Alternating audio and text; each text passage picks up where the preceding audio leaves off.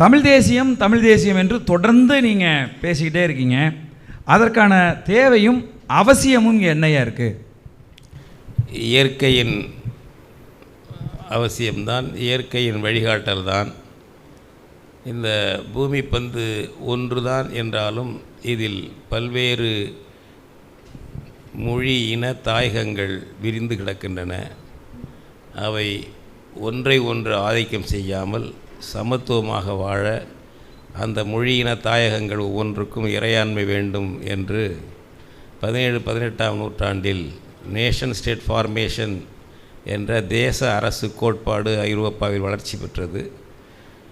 அதன்படி தான் இப்பொழுது புது புது நாடுகளெல்லாம் உருவாகி கொண்டிருக்கின்றன. இந்த இன்றைக்கு உள்ள ஐநா மன்றம் உருவாகும் பொழுது ஒரு 50-55 நாடுகள் தான் உறுப்பு நாடுகளாக இருந்தன. இப்பொழுது சற்றொப்ப 200 நாடுகள் உறுப்பு நாடுகளாக இருக்கின்றன.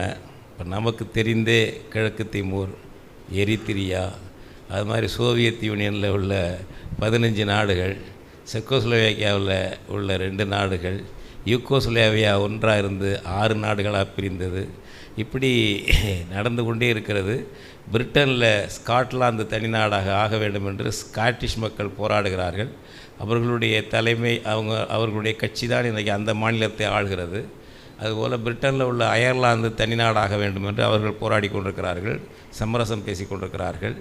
இயற்கைக்கு முரணாக இனங்களை அடக்கி ஆளுகின்ற கொடுமையிலிருந்து விடுவிக்க அந்தந்த இனத்திற்கும் தேசிய இனத்திற்கும் ஒரு தாயகம், இறையாண்மை உள்ள தாயகம் என்பது தான் சரியாக இருக்கும். அதன்படி தான் நாங்கள் தமிழ் தேசியம் கேட்கிறோம். உலக இயற்கைக்கு ஏற்ப தான் கேட்கிறோம்.